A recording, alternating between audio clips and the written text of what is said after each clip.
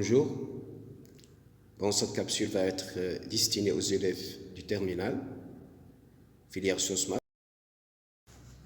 C'est un TP pour mettre en évidence la résonance d'un dipôle LLC forcé. Ici, on a deux groupes. Le premier groupe à gauche comprend un potentiomètre, un ampèremètre pour mesurer l'intensité qui circule dans le circuit, une boîte d'inductance L et un condensateur variable. Cette partie-là, il s'appelle le résonateur. Une deuxième partie comprend le GPF, c'est un excitateur. On a besoin de fils de connexion et de câbles coaxitables. Encore des cordons pour alimenter l'oscilloscope et le GPF. Ce groupe il a une fréquence propre et le deuxième il a une fréquence qui va l'imposer au circuit LLC. C'est pour cela que ce circuit LLC il s'appelle circuit LLC forcé. Pour le montage, on va utiliser le circuit ci-après qui comprend le GPF, un condensateur de capacité égale 470 microfarad, une bobine, ici on a utilisé une boîte d'inductance variable, on va choisir dans notre TPL est égal 3 Henry, et pour la résistance, on a utilisé un potentiomètre et on va choisir une résistance R est égale à peu près 42 kΩ. On va visualiser dans l'oscilloscope à la voie YP la tension en borne de la résistance, c'est-à-dire on va visualiser l'intensité à une constante près. Et dans notre voie, on va visualiser la tension en borne de GPF, c'est-à-dire la tension en borne de l'excitateur. On va lier tout d'abord le GBF au potentiomètre, le potentiomètre vers l'ampèremètre borne COM, et de l'ampèremètre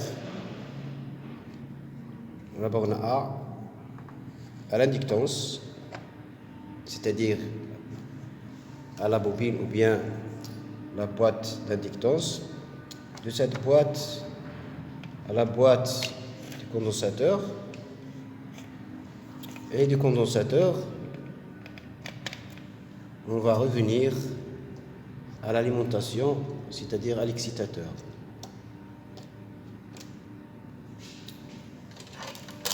On utilise le câble coaxial ici, la chaîne 1 ici en rouge, pour visualiser la tension en borne de l'excitateur,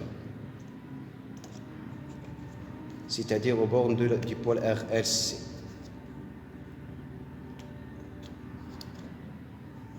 L'autre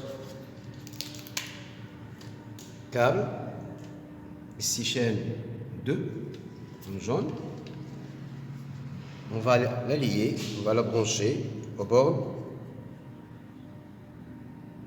de potentiomètre de telle façon que la masse doit être commune à celle de l'excitateur, de la tension en borne de l'excitateur.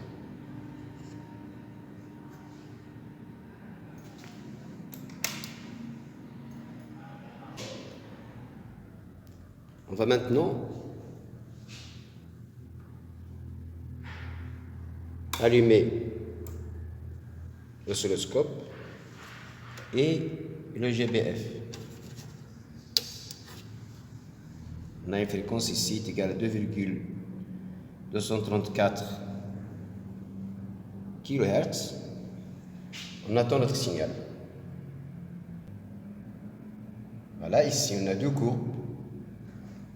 Une en rouge aux bornes de GBF, borne de l'excitateur, et l'autre en jaune aux bornes de la résistance.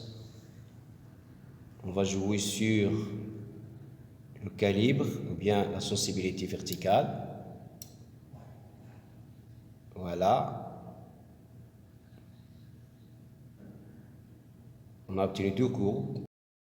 Je vais essayer de faire varier la fréquence et voir ce qui va se passer à l'écran. Ici, celle en rouge, et le temps d'avance est celle qui est représentée en jaune.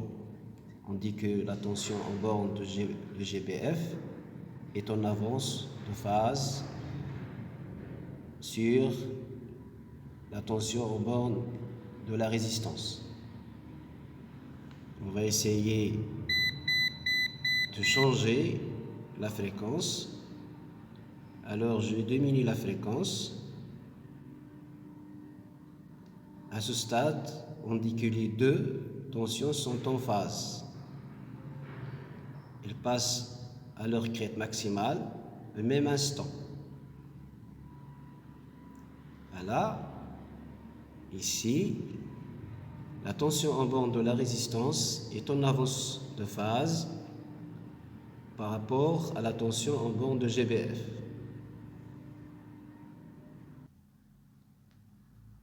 Bon, pour passer à la courbe de résonance et calculer ou bien déterminer l'intensité maximale, là où il y a la fréquence de résonance, c'est-à-dire la fréquence de l'excitateur est égale à la fréquence du résonateur. Le résonateur, c'est le dipôle RLC.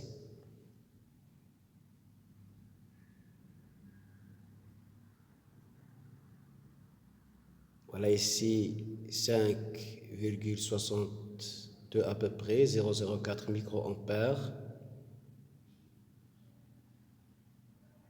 Pour 5,3 à peu près 0,06 microampères.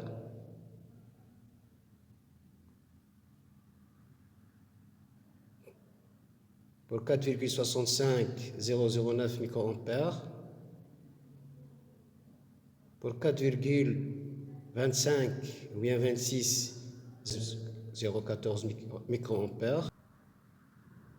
Pour 3,8, 0,15 microampères.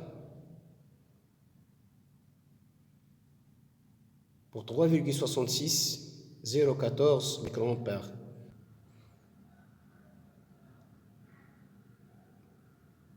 Voilà, je diminue encore la fréquence. On voit bien que le courant, au lieu d'augmenter, ici dans cette phase, il diminue. Ici pour 0, à peu près 0, ou bien 3,3 kHz, on a comme courant 0,1 microampère. Pour 3,16 kHz, 0,08 microampères. Pour 3 kHz, 0,07 microampères.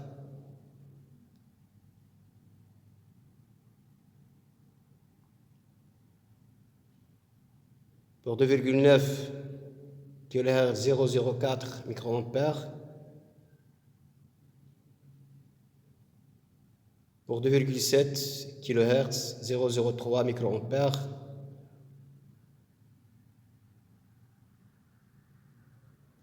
Pour 2,6 à peu près, 0,03 microampères. On peut calculer le déphasage ici entre la tension aux bornes de la résistance, c'est-à-dire le courant, les constantes près, et la tension aux bornes de GBF, en utilisant la règle de proportionnalité. À la prochaine.